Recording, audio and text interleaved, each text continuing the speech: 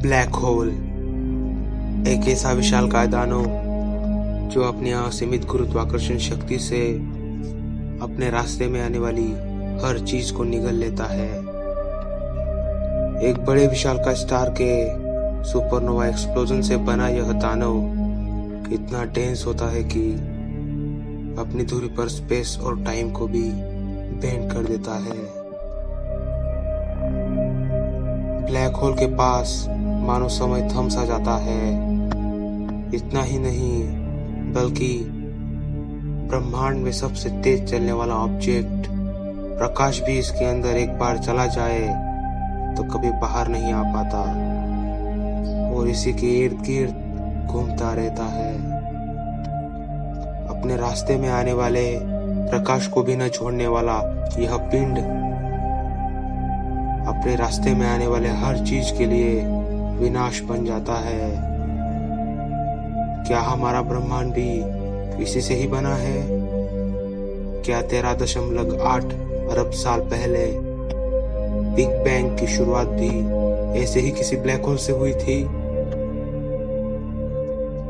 क्या हम इंसान भी ऐसे ही किसी बड़े सुपरमैसिव ब्लैक होल का हिस्सा है? इन सब सवालों के जवाब जानने के लिए अंत तक हमारे साथ बने रहिए।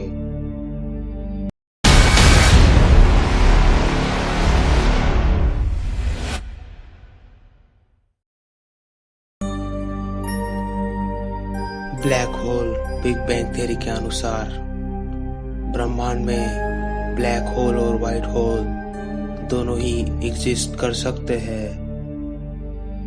ब्लैक होल और व्हाइट होल आइंस्टाइन रोसेन पुल के दो मुंह होते हैं जिन्हें वास्तविक रूप से वार्म होल कहा जाता है। भौतिक विज्ञानी निकोडेम पोपलास्की के अनुसार कि जब मरने वाले तारे के सुपरनोवा एक्सप्लोजन से एक ब्लैक होल का जन्म होता है तो दूसरी तरफ वार्म होल के सफेद छेद से एक नए ब्रह्मांड का जन्म होता है। उनके अनुसार हमारा ब्रह्मांड खुद एक ब्लैक होल के अंदर दूसरे ब्रह्मांड के अंदर मौजूद हो सकता है।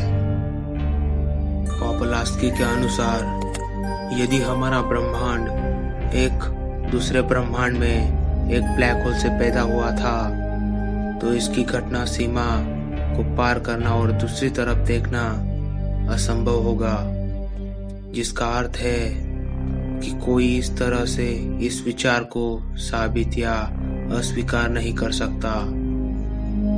तो कोई इस अनुमान को कैसे परख सकता है? पोपलास्की की अवधारणा का एक निहितार्थ यह है कि हमारा ब्रह्मांड बंद है। कॉस्मोलॉजी में हमारे ब्रह्मांड के लिए 3 मॉडल है। पहला यह कि यह बंद है, दूसरा यह खुला है और तीसरा यह फ्लैट है।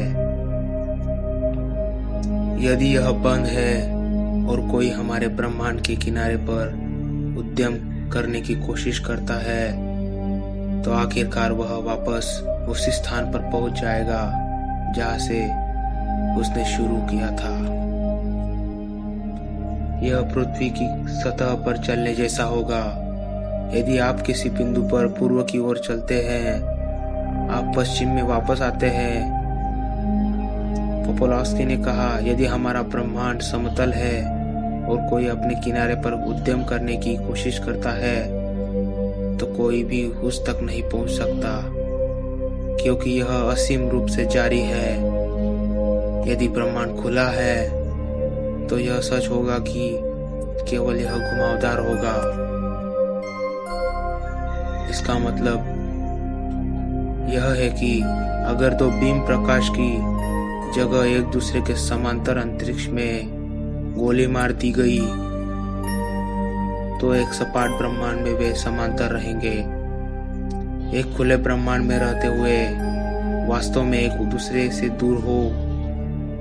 यदि हमारा ब्रह्मांड दूसरे ब्रह्मांड के भीतर स्थित है तो भविष्यवाणी होगी कि हमारा ब्रह्मांड बंद है।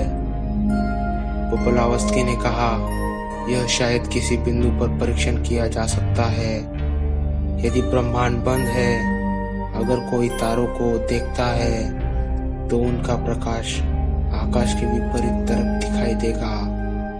यदि ब्रह्मांड वास्तव में बड़ा है तो उन तारों से प्रकाश नहीं हो सकता था।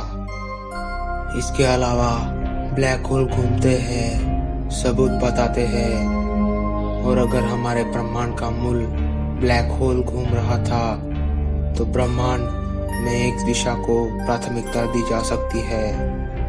यदि हमारा ब्रह्मांड एक ब्लैक होल से बना था तो यह बिग बैंग से पहले आए रहस्यों को सुलझाने में मदद कर सकता है।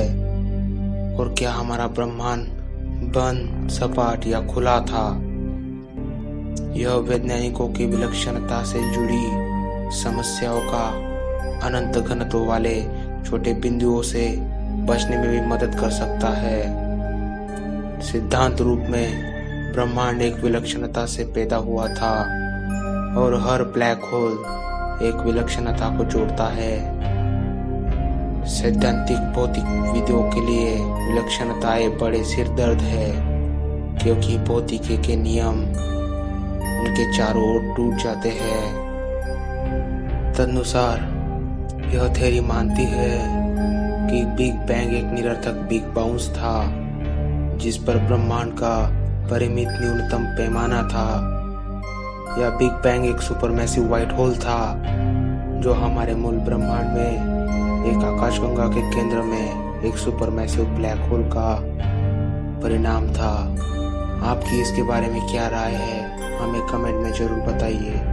और अगर आपको यह वीडियो पसंद आया हो तो इसे लाइक और सब्सक्राइब करना ना भूलिएगा। जय हिंद।